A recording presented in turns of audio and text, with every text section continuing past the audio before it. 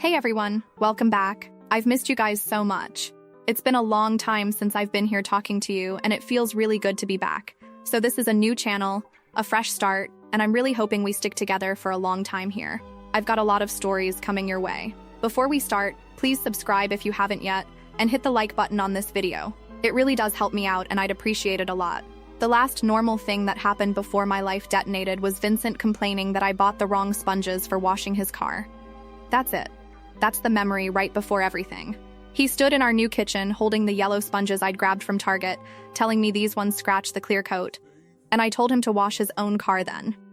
And he laughed and kissed my forehead and took his phone off the counter and went downstairs to spend an hour on that Audi he loved more than most people. And I stood there annoyed about sponges, not knowing that in about 18 hours he'd be standing up in front of my parents telling a room full of people I was a cheater.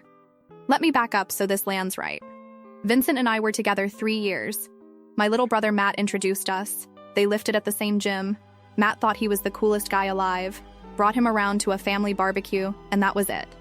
And I need you to understand that Matt didn't just introduce us. Matt vouched for him, constantly, for 3 years. Every time I had a small complaint about Vincent, Matt would go, "He's a good dude, you're overthinking it." So Matt's fingerprints are all over this. And that matters later, because when it blew up, Matt didn't just feel bad. Matt showed up at my door at 11 at night 3 days after, and we got into it on my porch, but I'm getting ahead of myself. Vincent was the good one. Everyone said so. My mom especially. My mom spent 3 years telling me not to mess it up. She'd say it half joking at dinners, "Don't you let this one get away. Good men don't grow on trees," and every time she said it, I felt like she thought I was one bad move away from ruining the best thing that ever happened to me. He fixed her garbage disposal one Thanksgiving, and you'd think he'd cured a disease. So keep my mom in your mind, because when the truth came out, her reaction was not what you'd hope a mother's would be, and it caused its own whole separate war. We saved for a long time and finally got our own place this spring, a 2-bedroom with a balcony and covered parking. And Vincent handled the lease. He said he'd take care of the paperwork so I didn't have to deal with it. And I thought, he's handling it, and I gave him my half of the deposit in cash because he said the office preferred it that way. Which, yeah, sit with that one, it comes back around and it's worse than you think. We threw a housewarming, both families, first time all in one room. My parents drove in and got a hotel. His mom Henrietta came, his brother Dominic, his aunt, a few cousins, my cousin Marissa, Matt, a bunch of friends, and some people from Vincent's work, including a woman named Giselle, who I'd heard him mention like twice as just someone from the office. She came. Remember her. Okay, now the day before. Vincent's downstairs, washing the Audi. Phone's on the counter charging, face up, because he's Vincent and he's never once thought he needed to hide anything from me, because I'm the trusting idiot who buys the wrong sponges. And it buzzes. And the screen lights up, and I'm literally standing right there wiping the counter for the party, and I see the name Giselle, and the preview, "Why haven't you left her yet? I'm so done waiting on you." And I'll be honest, my first thought wasn't even betrayal, it was confusion, like left who? And then the second buzz came. Something about the apartment being ready soon, and that's when my hands went cold and I picked up the phone. Passcode was my birthday. He used my birthday to lock the phone he was cheating on me with. I got in, and I went to the messages, and I read, standing at the counter, listening to the hose running 3 floors down. It was months. Not a flirtation, not a drunk slip, a whole parallel life. Messages going back to before we even signed our lease. Him telling her he'd end it with me after the move so it wouldn't look suspicious. Her getting mad he kept stalling. Him promising. Hotel confirmations he'd forwarded to himself. A conversation about an apartment he'd toured with her that he was going to rent. And a jewelry receipt? A ring. And for one stupid second I thought maybe it's for me. Maybe I've got this all wrong. And then I read the messages around it and understood the ring was hers. He was building furniture with me on the floor, eating pizza, while renting an apartment for another woman and buying her a ring. And here's where I did the thing people in the comments will yell about. I didn't run downstairs. I didn't throw the phone off the balcony onto his precious Audi, though God knows I wanted to. Because I know Vincent. I have watched Vincent talk his way out of things for 3 years. I have watched him convince his own mother the sky was green. If I'd confronted him right then, one-on-one, no witnesses, he'd have spun it so hard I'd have been apologizing by dinner. So I stood there and I screenshotted every single message. The hotel stuff, the apartment, the ring receipt, all of it. And I sent it to myself. And I put the phone back face up at the exact angle he'd left it, and I went back to slicing cheese for the Pinterest board like nothing happened. He came up 40 minutes later, smelling like car wax, and kissed my cheek and asked if we had beer for tomorrow. I said yeah. I looked right at him and said yeah, we're good. And I meant the beer. And he had no idea I'd just spent 40 minutes reading his whole double life. I didn't sleep. And somewhere around 3 in the morning, I decided I wasn't going to confront him privately at all. He wanted to end things quietly and cleanly on his schedule, keep his reputation, stay the good guy. No, whatever happened, it wasn't going to be quiet. I didn't have a full plan. I just knew I was done letting him control the room. Then the party. And it was going great, which is the part that messes with me. People laughing, my dad and Dominic deep in some conversation about Dominic's truck, Henrietta telling everyone she always knew Vincent would settle down with the right girl, my mom squeezing my arm doing her I told you face. Marissa was on her 3rd glass of wine cornering me about her own boyfriend drama. And Giselle stood near the door by the shoe rack basically the whole time, barely mixing, on her phone, and I clocked her the second she walked in, because now I knew exactly who she was and exactly why she'd shown up. She wasn't there for cheese. She was there to watch him pick her. About an hour in, Vincent tapped his glass with a fork. Ding, ding, ding. Everyone hushed. I actually smiled at him because part of my brain still went, oh, the thank you toast. He thanked everyone for coming. Talked about how much this place meant, how hard we worked. And then his whole face shifted, and he said he had to be honest with everyone, because he couldn't stand up here and pretend. And he said it. He told the room, my mother, my father 6 feet away, that he'd found out I'd been unfaithful. That he wanted today to be happy, but he couldn't celebrate a lie. That he'd given me everything, and I'd betrayed him, and he deserved to say it out loud with the people he loved around him. Half a second of nobody getting it. Then his aunt gasped. And then his cousin, this loud cousin, Nelson, went first, saying something like, wow. And then louder, calling me trash, saying I never deserved him. And it caught. It spread. His side of the room turning on me. Someone saying they always felt something was off about me. Henrietta, with her hand over her mouth. My mom half stood asking, what is going on? What is he saying? My dad went very still and set his cup down on the shelf we built. Marissa said loudly that this was insane. And Giselle, by the door, looked at me with this small, tight, almost smile. Because this was it. This was her moment. He was choosing. Everyone staring at me like I was the monster he'd finally been brave enough to expose. In the apartment I helped pay for. With my parents watching. And I didn't cry. I want that on the record forever. I reached into my pocket and I took out my phone. And I'll tell you exactly what I read out loud, and what Vincent did when he saw the screen and understood, and what happened when I walked over and put my phone directly into his mother's hands. Because his own mother is the one who did the thing that broke him, not me, and what Giselle did by that door, and how my cousin Marissa ended up throwing an entire glass of red wine. In the update. But I'll give you the shape of it. He built a lie in public to get ahead of a truth he didn't know I already had. He picked the worst possible day to bet that I was too weak to fight back. And I had his whole second life saved on my phone. Put back face up on the counter exactly where he left it. Update. I read every comment on the first post, even the ones calling me a coward for not confronting him in the parking lot the second I saw those messages. I hear you. But you didn't live with Vincent for 3 years and watch him turn every single argument into you owing him an apology by the end of it. The man could break your favorite mug and somehow you'd be saying sorry for leaving it too close to the edge. If I'd gone down to that Audi alone, phone in hand, it would have been my word against his. No witnesses, and I'd have lost. Because he's better at talking than I am, and he's had way more practice lying than I've had catching him. So, let me take you back into that living room, because this is where it got loud, and it got loud fast. I had my phone out, everyone still staring at me like I was something scraped off a shoe. Nelson, his cousin, still running his mouth about how I never deserved his cousin, how he always knew. And I didn't try to yell over all of them, because you can't outshout a room, I just said. Clear and flat, that before anybody in here decided who the cheater was, they might want to ask Vincent why his coworker Giselle was standing at our housewarming by the door. And I looked right at her. And every head in that room turned toward the shoe rack. And here's the thing that started tipping it. 2 of Vincent's coworkers who'd come with her turned to look too. and one of them had this face like he was doing math, and the booing kind of stumbled and died right there in Nelson's throat. Then I started reading. I didn't read everything, there was way too much, but I read the one that kicked off my entire nightmare. The "Why haven't you left her yet? I'm done waiting on you" one. And I said the date on it out loud, weeks back. And that's when Vincent came at me. He crossed the room fast and grabbed for my phone, laughing that fake laugh, "Babe, stop, babe, that's private, you're taking it out of context." And I turned my whole shoulder into him so he couldn't reach it, and I kept reading.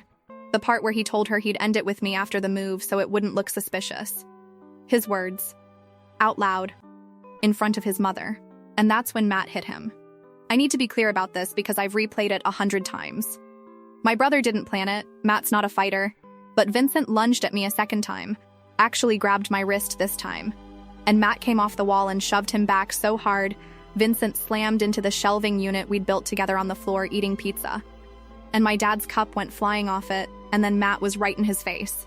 And Dominic, Vincent's own brother, grabbed Vincent, pulled him back by the shirt not to help him get to me, to hold him off me, and for a couple seconds it looked like there was going to be an actual fight in my living room. 2 sets of brothers squared up, Matt shaking, Vincent red in the face. Marissa was screaming. Henrietta was screaming Vincent's name over and over. My dad got right between Matt and Vincent with both hands up telling everybody to stop, and my dad is not a big talker, so when he raises his voice, people listen. And it bought about 3 seconds of nothing. And in those 3 seconds, Vincent was still trying to get around my dad to my phone, still saying, "Give me the phone." So I did the thing I'm actually proud of. I walked straight across the room past all of them, and I put my phone directly into Henrietta's hands, his mother's hands. I told her to scroll it herself, top to bottom, because I knew that as long as it was in my hands, he'd scream that I photoshopped it, faked it, made it up, and nobody could prove otherwise. But in his mother's hands, he couldn't say his own mom was framing him. And Henrietta scrolled, and I watched her face come apart the further down she went. She wasn't reading fast, she was reading every word, and her hand came up to her mouth, and she got to the ring receipt, and she said his name low. Just Vincent. And then louder. And she asked him, "Whose ring is this?" And he couldn't answer her. He opened his mouth and nothing came out. And she asked again, "Whose ring is this, Vincent?"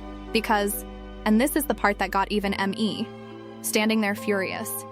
Henrietta thought that ring was for me. He'd told his own mother weeks before the party that he was thinking about proposing.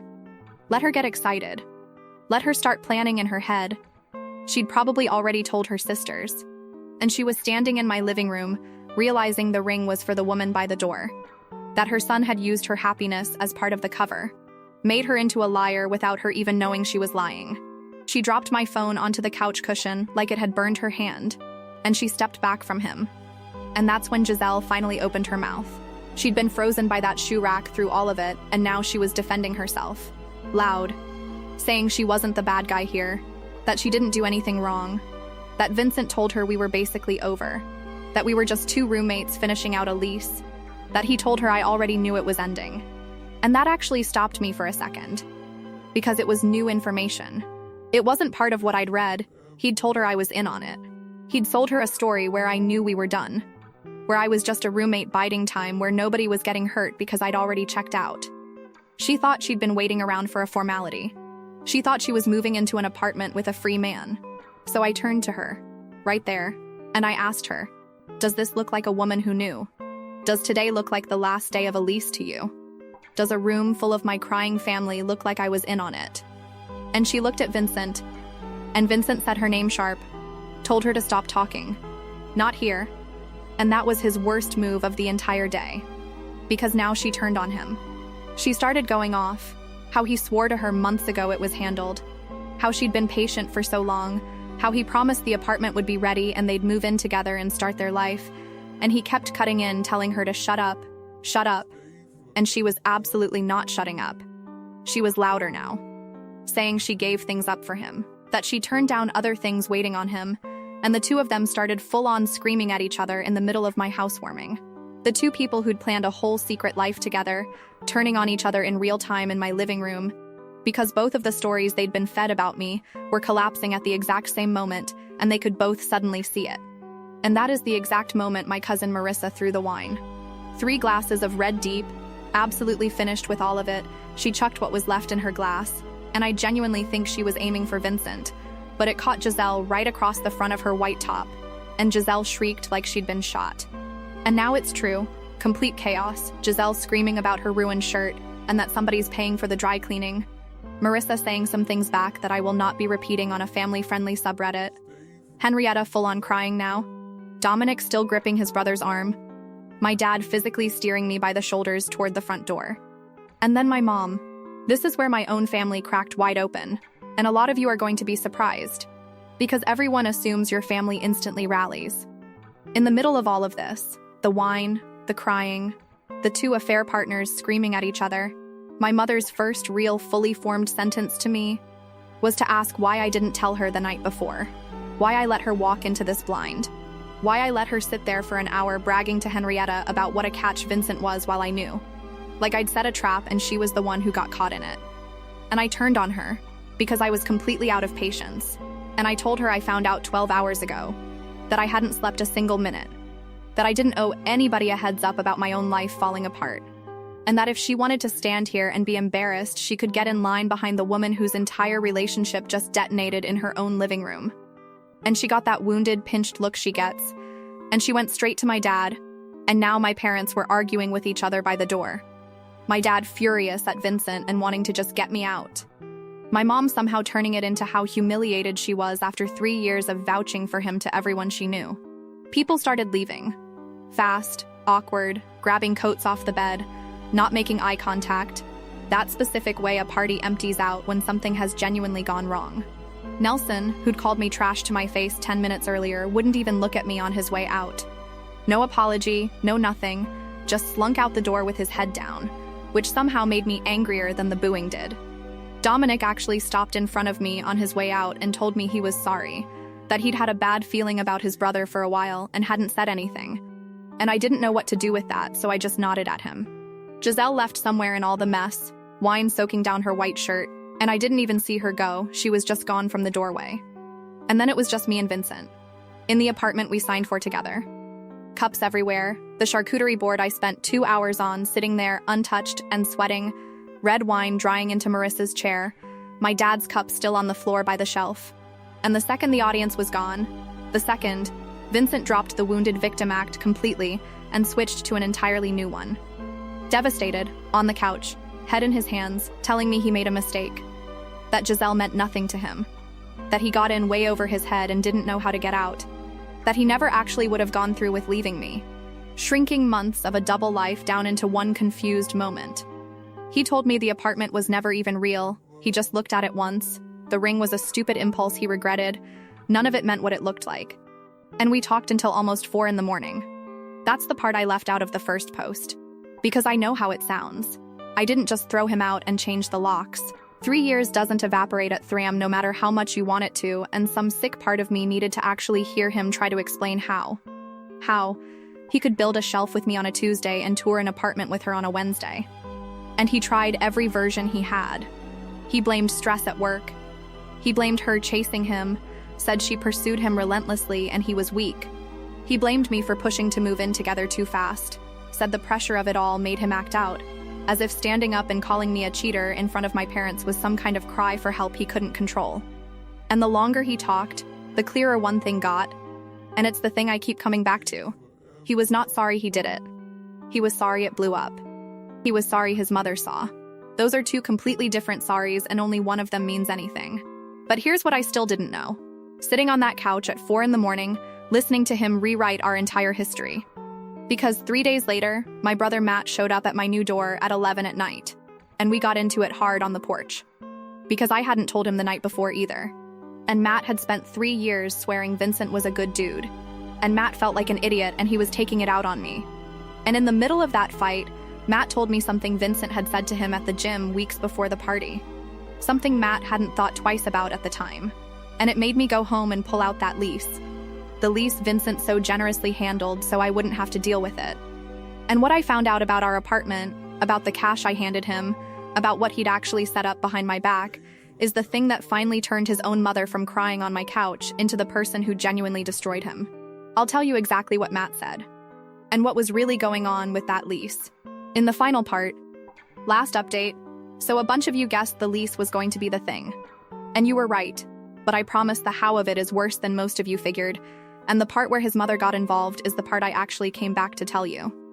Let me pick up where I left off. On my porch at 11 at night, 3 days after the party, fighting with my own brother. Matt showed up unannounced. I'd moved my essentials into a friend's spare room by then. I'll explain the living situation in a sec because it's a whole thing, and Matt tracked me down and stood on the porch and we got into it. Because Matt was carrying 3 years of I told you he was a good dude and he had nowhere to put it except onto me. He was mad I didn't tell him the night before. Mad I let him walk into that party clueless and then watch him shove his own gym buddy into a shelf. I told him he didn't get to be the victim here, that I was the one Vincent humiliated in front of both families. And it went back and forth like that. Both of us too loud for a porch at 11 at night, until Matt kind of deflated and said the thing that changed everything. He said a few weeks before the party, at the gym, Vincent had made this offhand comment. Matt didn't think anything of it at the time. Vincent had said something like, "Between me and you, if things ever went sideways with your sister, at least I made sure the apartment situation was handled so it wouldn't turn into a mess." And Matt had laughed it off, figured Vincent meant like renter's insurance or whatever, smart guy stuff. But standing on my porch, after everything, Matt repeated it and we both just stopped. So I went and I pulled the lease. The one Vincent handled so I wouldn't have to deal with the paperwork. The one I gave him my half of the deposit in cash for because he said the office preferred cash. It was only in his name. Just his. My name was nowhere on it. Not as a tenant, not as an occupant, nothing. And I sat there with it, and I finally understood what he'd actually built. When Vincent decided months ago he was going to leave me for Giselle after the move, he didn't just plan the affair. He planned the logistics of me. He made sure the apartment we picked out together, that I paid half the deposit on, that I bought the couch and the shelf and the rug for, was legally 100% his.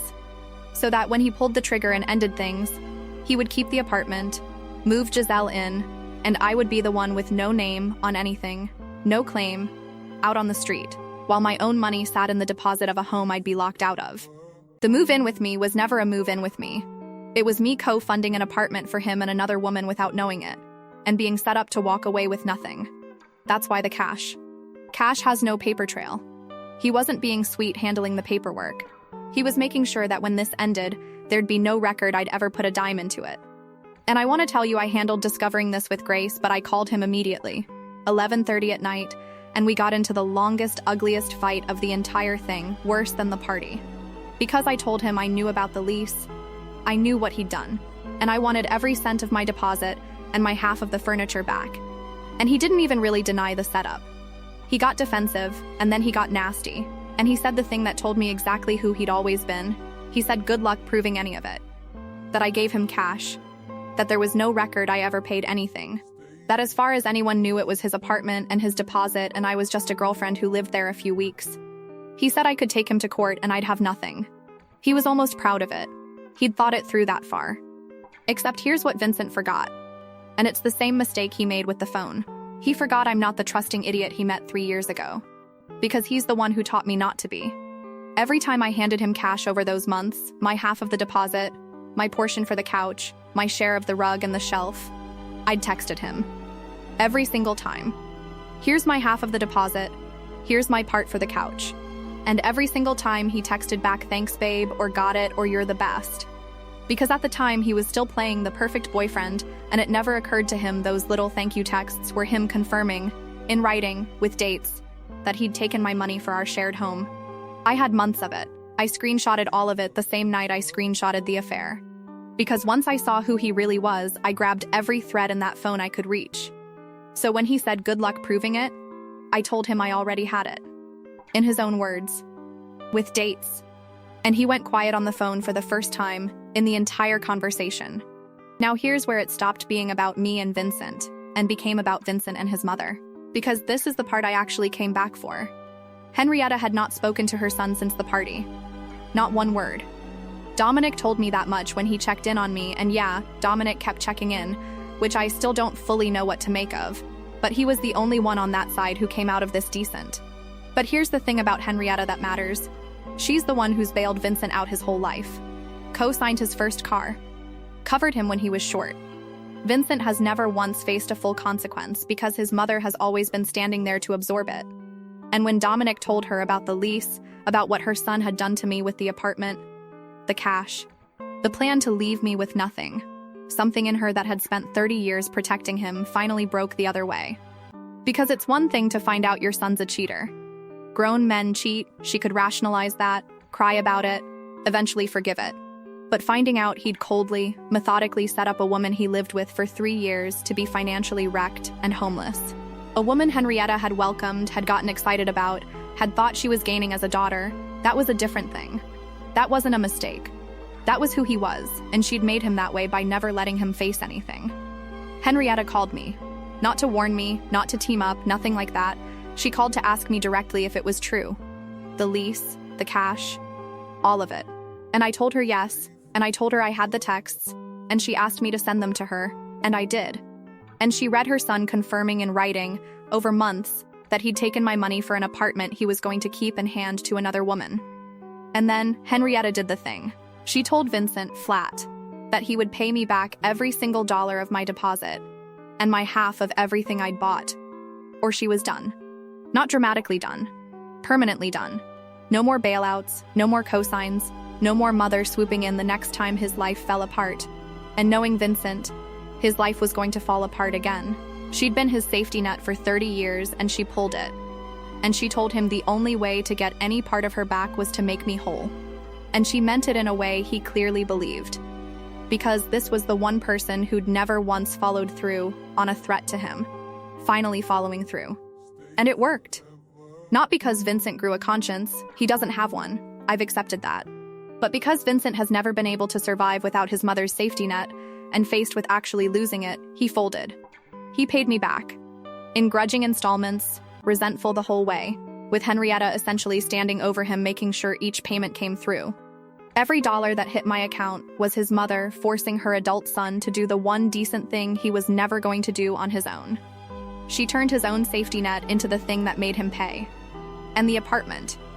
Our apartment. The one he schemed so carefully to keep for himself and Giselle. He couldn't afford it alone. It was always a two-income place, that was the whole point of moving in together. And Giselle wasn't riding in to save him, because, and this is the realistic part, not some clean movie ending, Giselle wasn't done being furious that he'd lied to her exactly like he'd lied to me. She'd texted him after the party, a lot, according to what spilled out later. But not to reconcile. She'd fully bought that she was just waiting on a formality. That I knew. That she wasn't wrecking anything. And finding out in that living room that none of it was true. That she'd been managed and lied to for months just like I had. Killed it. She wasn't interested in moving in with a man who'd played her. The fantasy she'd waited by that door for was never actually about Vincent. It was about the version of Vincent he'd sold her. And that guy didn't exist. So she was gone and she wasn't paying half his rent, and neither was I, obviously. And he was stuck in a 2-bedroom he schemed to keep and now couldn't cover. He had to break the lease. The lease he'd so cleverly put only in his name. That clever move meant he ate every penalty, every fee, all of it. Alone. With no one to split it with. The apartment he manipulated me into helping pay for, that he set up to keep me out of, he lost by himself. And his mother wasn't covering that one either. Now let me close the loops, because you've been patient. My mom and I are okay now, mostly. But it took weeks, and it took her actually understanding the lease part. Because once she got it, once she understood, I came within a couple weeks of being handed nothing. No apartment, no deposit, no name on anything, set up to look like a live-in girlfriend of a few weeks. The embarrassment finally drained out of her, and she got angry at the right person. She apologized for the party, for making it about how humiliated she was, for 3 years of telling me not to let him get away. She said she felt stupid for loving him. I told her we all did. That was the whole trick of him. Matt and I are good. Better than good, honestly. He helped me move my stuff out that week. Him and my dad hauling the couch and the shelf and the rug, the furniture I paid for and now had the texts to prove I paid for, down to a truck while Vincent watched from the balcony saying absolutely nothing. Because what was he going to say? That's my furniture? He knew I had the receipts in his own handwriting. Matt still feels like an idiot for vouching for him for 3 years. And I've told him 100 times it's not on him. That Vincent fooled everyone. That fooling everyone was the entire skill set. Dominic and I aren't friends exactly, but he texts sometimes to make sure I'm okay. And I've stopped questioning it, Some people are just decent, and he happened to be born to the same mother as the worst person I've ever dated. I'm in my own place now, and getting here was its own mess. I couldn't afford first and last on my own right away. So I crashed in my friend Alexis's spare room for almost 3 weeks first, sleeping on a daybed surrounded by her kids' toys, which is a humbling way to end a 3-year relationship. Vincent actually texted me during that stretch asking if we could talk like adults about splitting the stuff still in the apartment, and I told him the only thing we were splitting was him handing back my deposit. And he left me on read for 2 days, and then sent a paragraph about how I was being cold. Cold, this from the man who read a toast. The furniture pickup was its own scene. Matt and my dad came with a rented truck, and Vincent stood on the balcony the whole time, not helping, not saying anything, just watching us carry the couch and the shelf and the rug down.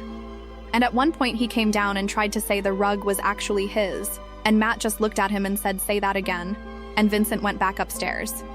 That's the whole spine of Vincent right there, brave enough to grab a rug when I'm not looking.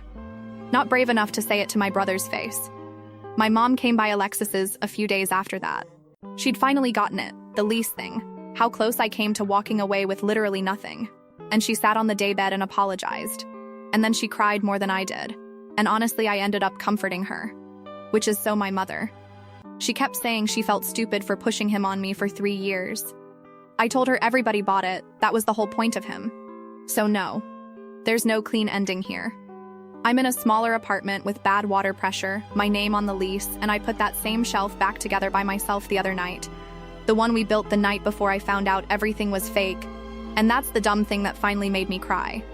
Not the party. Vincent told a room full of people I cheated. Everyone in that room found out who actually did. He lost the apartment, Giselle never moved in, and his mom stood over him until he paid me back every dollar he tried to keep. He set it all up so I'd end up with nothing.